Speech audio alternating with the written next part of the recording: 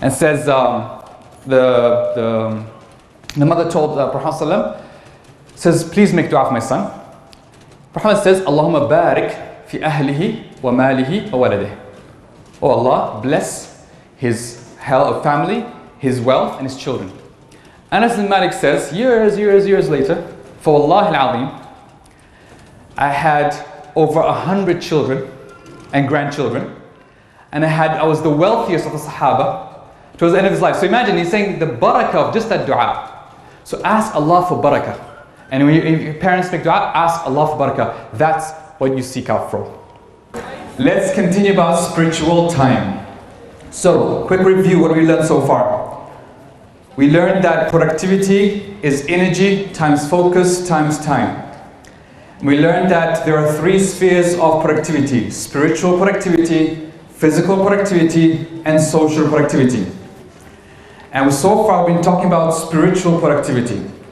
We spoke about 2 concepts of spiritual productivity. One is how to have spiritual energy through 4 concepts. Which are they? 4 Islamic concepts to boost your spiritual energy.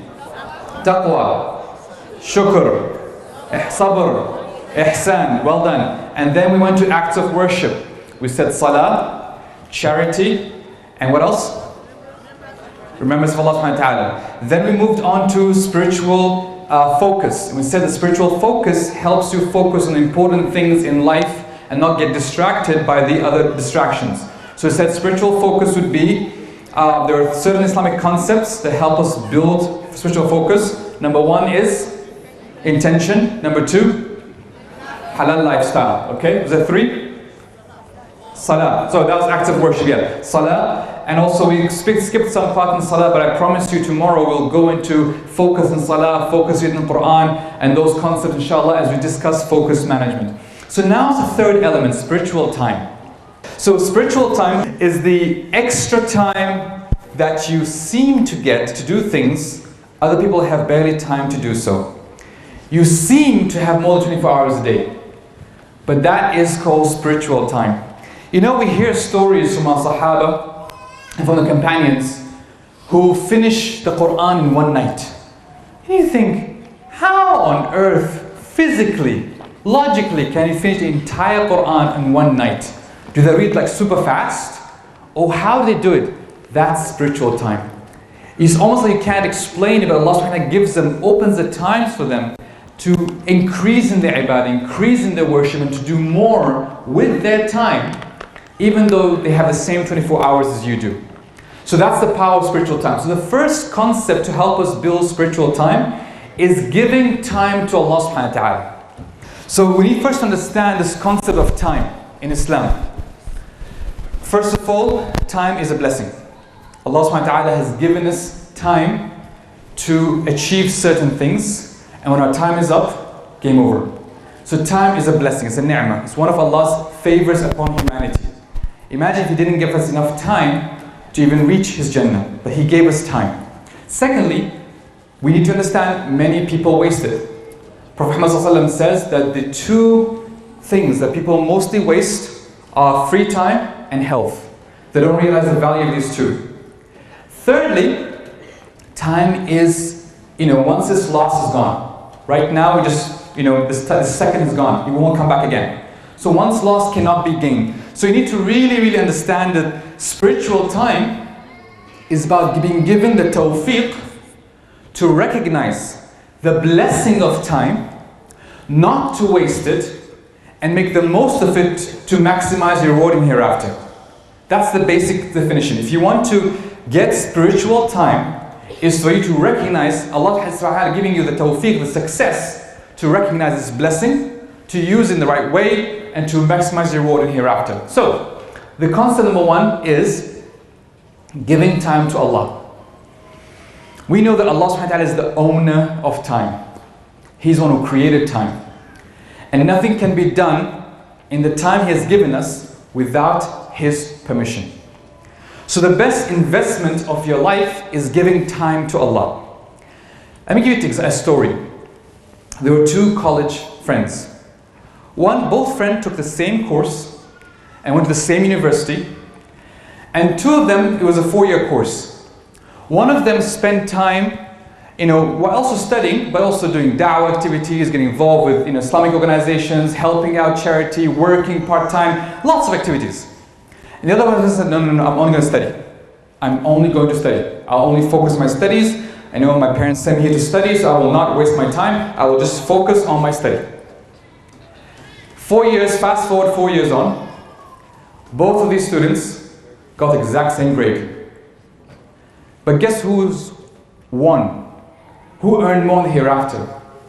If one of them or if both of them dropped dead halfway through the university course, who would gain the most in the hereafter compared to that person? So giving time to Allah does not mean losing time, because Allah subhanahu wa ta'ala is the owner of time. Sometimes we need to really ask ourselves how much time we give to Allah each day. Honestly answer this question. Add up your prayer times. Add up a few seconds here and there doing tasbih. How much time do you actually give to Allah subhanahu wa ta'ala every day? Does it even add up to an hour? If that. So think about measure this. So first of all, you start by measuring, because only by measuring you understand how much time you actually give. And then renew your intention. So first of all, look at the acts of worship you do. And then look at the things you do and say, how can I make these acts of worship? How can my sleep become an act of worship? How can my food, my lunch be an act of worship? How can my naps become an act of worship? So really take time to renew your intention so that even the mundane things. Prophet ﷺ says that even for a husband to put food in the mouth of his spouse, it's sadaqah. So even a small act of romantic thing where you took food, put it in the mouth of your spouse, that is sadaqah. So imagine any act. Could be a mundane act at home, could be even helping out in the house, could be doing something, taking care, nurturing your kids, could be anything that you do. But if you have the right intention, again, back to niyyah, back to spiritual focus. If you have the intention for it, that can also be time you've given for Allah subhanahu wa ta'ala. But if you don't have the intention, it becomes wasted time. Allah says in the Quran, وَالْعَصْرِ إِنَّ الْإِنسَانَ لَفِي خُسْرٍ إِلَّا الَّذِينَ آمَنُوا وَعَمِلُوا الصَّالِحَاتِ وَتَوَاصَوْا بِالْحَقِّ وَتَوَاصَوْا بِالصَّبْرِ. Allah swears by the passage of time. And there's many tafsir about what this al-asr means. Could be the time of asr, could be meaning the passage of time. It could be many meanings. But Allah subhanahu wa ta'ala is essentially swearing by time itself and saying mankind is in loss. It's like, imagine teacher comes up to you beginning of the year and says, all of you fail. All of you are going to fail. And he's like, okay, except those who be A, B, C, D. Allah is saying to mankind, all of you will lose. Inna al-insan lafi khusr. All of mankind, you will lose. Except those who believe. Iman. And do good deeds. A second part. And didn't stop there. We always think, alhamdulillah, iman, amal salih, I'll be fine. He continued. وَتَوَاصَوْا بِالْحَقِّ. They enjoin each other continuously for good. وَتَوَاصَوْا بِالصَّبْرِ. They tell each other to persevere and be patient. So even if you have iman and you do good deeds and you don't do tawasi bil haqq, tawasi bil sabr, which tomorrow we'll talk about social productivity, you're actually in loss. You might think, oh, I'm fine, alhamdulillah, I pray, I fast, I went hajj. That's just the first half. You haven't done the second half of what you're supposed to do. So remember that everyone is in loss except if you fulfill these 4 conditions Allah subhanahu wa ta'ala gave to. So the second thing you need to understand is this concept of dunya time versus akhirah time. If I were to ask you if I were to say to you, okay, I will give you a beautiful gold coin worth 10 billion naira, but I'll give it to you for 1 hour and I'll take it back from you. Or I'll give you a silver coin, maybe it costs, I don't know, 1 million naira, something not insignificant, but you can keep it forever. Which one do you choose? The silver one. Okay. Now let's flip this in our mind. Allah is saying you have the hereafter, which is forever, and it's not silver, it's like super gold. And you have the dunya, which is 40-60 years, and it's not even copper, and it's temporary. Which one do you choose? If you look in the choices in your life, in terms of giving time to Allah, we tend to forget about this dunya time versus akhirah time. We delay thinking that we have forever and temporary. Forever and temporary. It's like you can't even measure it. It's forever and ever and ever. Even the concept of khuld, we can't process it as our brains are limited. But Allah is promising you forever. And is saying to you, give little in this time you have in this dunya. So think about the balance between the time you have in this dunya and the time of the akhirah. And this helps establish priorities. Okay, now I know what my priorities should be. That's why I said productivity towards maximizing reward in akhirah, because that's forever. Not productivity you can be super productive in this world, but if it's not adding to your akhirah, mankind is in loss. وَالْعَصْرِ إِنَّ الْإِنسَانَ فِي خُسْرٍ. So be constantly conscious of this forever concept. Is it worth me playing 5 minutes of video games and missing salah, which will affect me forever?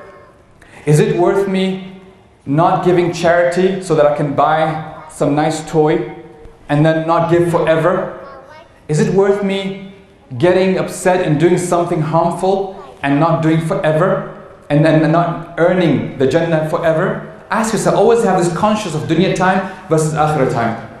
And ensure that your life goals are aligned to akhirah and not purely for dunya. Inshallah ta'ala, I pray that we have enough time to go for life goals tomorrow's session, because I think this will be very important to connect everything together, inshallah.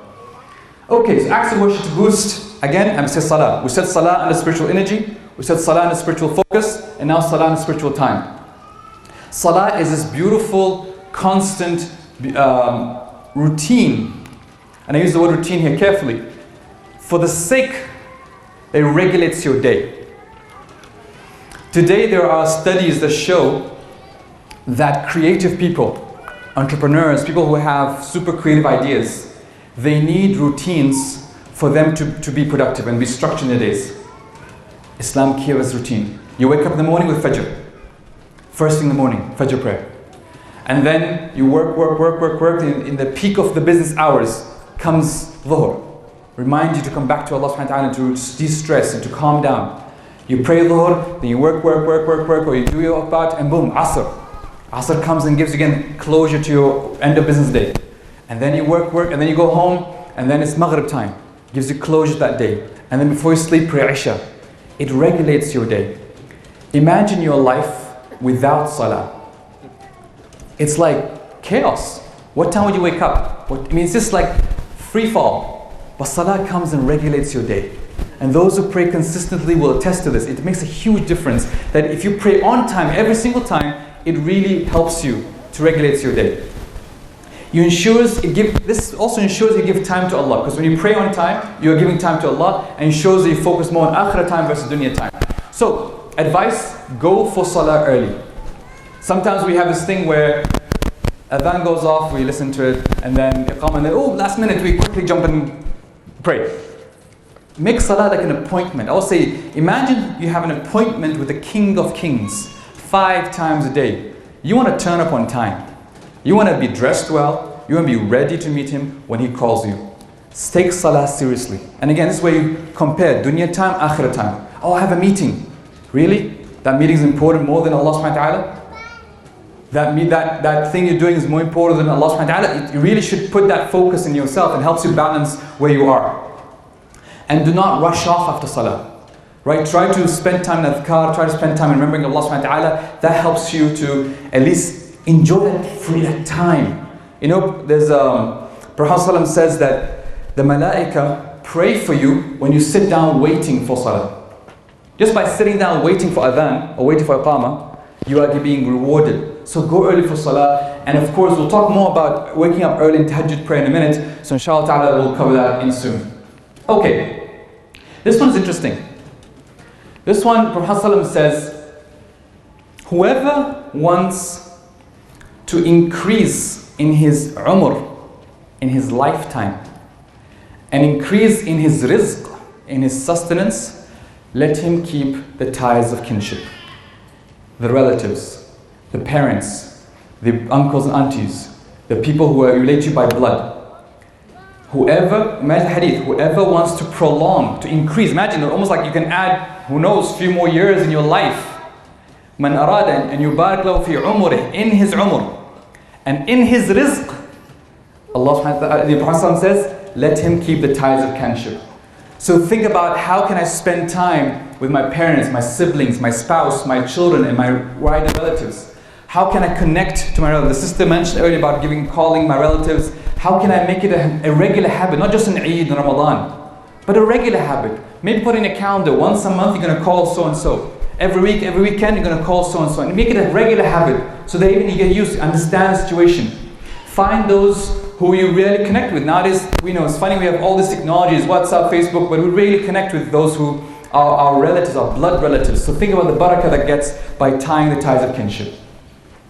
And that comes towards the end of spiritual productivity. Any questions on spiritual productivity before we move on now to physical productivity? So spiritual productivity, if you get my term, spiritual productivity is all about how our spirituality helps us boost our productivity. I mean, those are amazing da'wah opportunities, right? Alhamdulillah, like I said, alhamdulillah, Nigeria, a Muslim country, you don't get that sort of, like for example, of brothers who are in America and Europe. It is very tough for them. It is very tough for them, where they have to explain themselves every single day, right? And sometimes it kind of, but some of them have developed strategies. For example, some of them will not accept a job unless they clearly state, I need my break for Dhuhr, I need my break for Asr. Others says, I need my break for Jum'ah. And they put that in the contract. So it's even making sure that it's also understood in that perspective. Secondly, also the owners and the Muslims themselves, they make sure they don't make this break an excuse. Oh, I'll go for an hour of salah, right? Yes, pray your sunnah, pray your dhuhr. It should not take you more than 20 minutes, the whole thing, the whole package, right? And especially that if you are under a contract. I was telling the story yesterday of a man who, he was working in a Muslim country, and there was a mosque in front of his workplace. And the owner of the company has prayer facilities inside the company, but this guy wanted to go to the masjid. He wanted to go to the masjid. So he actually every day went to the masjid and came back, and he calculated half an hour. So what he did, at the end of the month, he submitted saying, oh, please deduct 2 days from my salary. The manager's like, why? He goes, because I added up all the hours I spent in the masjid. It adds 2 days worth of work. So please deduct 2 days of my salary. So that sort of honesty, I mean, of course the manager was so impressed, like, no, I want you to stay here. But that sort of honesty is where we need to bring it about. Also, show it that it's actually something that boosts productivity. That's why this session is very important. Like, actually, no, prayer is really important for me. Because if I don't pray, I'll be super unproductive. You'll hate me. I need my time to pray. So even sometimes, like, how sometimes managers, if you say to them, you give smoking breaks, people can go and smoke. Why don't you give prayer breaks? And it makes some people, oh, you can go and smoke, but pray. No, you shouldn't pray. So I always, whenever I deal with some non-Muslims, they're like, oh, you guys pray a lot. I'm like, how many smokers do you have in your building? Like 10. How many minutes spent smoking? They go outside to smoke for 10, 15 minutes, multiple times a day. No one says anything. When it's prayer, which is even better, it's more powerful. So you develop that sort of rationality. Inshallah, as you build it, it becomes something that you recognize better, and inshallah, a form of hidayah. I mean, I got an email from a brother in Australia. He said that he started, making sure he prays on time and everything. And his boss was like, man, you guys are like productive monks. The monk is those, Christian monks sit and pray. Because you guys are like productive, because you guys are working and you guys are praying. It's like you guys are productive monks. So it was like awesome. I love that phrase. I actually used it in one of my books. It's like productive monks. That should be the new title. There's a way around it. So there's two parts. One part is you need to know people who need it, right? Now how you give it is separate. There was Al-Hasan al-Basri. What he used to do every night, he used to go to certain houses which he knew personally, and he used to leave food in front of their table, in front of their houses. No one knew it was Hasan al-Basri until he died. After he died, the food did not come anymore. So they realized it was Hasan al-Basri. And when they washed his body, they saw a mark on his shoulder from carrying the food every night. So what I'm telling is that maybe you don't have to give him and have that, show the chair to him if you wouldn't want to, but at least know the person, know the condition. You might just pass by, say, hey, assalamu alaikum, how are you, what are you doing? And just talk to them, where do you live, so and so, and just walk away. But then maybe secretly pass later on, leave the charity, pass later on, put something under the door, put in the mailbox. Like, you just do it if you want to do it discreetly. Sometimes it's encouraged to give openly just so that to encourage others. Let's say there's a poor woman, and no one knows she's poor, but you know. So you kind of like give and tell the neighbors, hey, by the way, she needs help. So all the neighbors get involved. So sometimes you balance it between doing act of worship, when it has benefit, you show it. And sometimes better to conceal it, it's there. And Allah allowed the both, He allowed both. Now here's one really, really important point.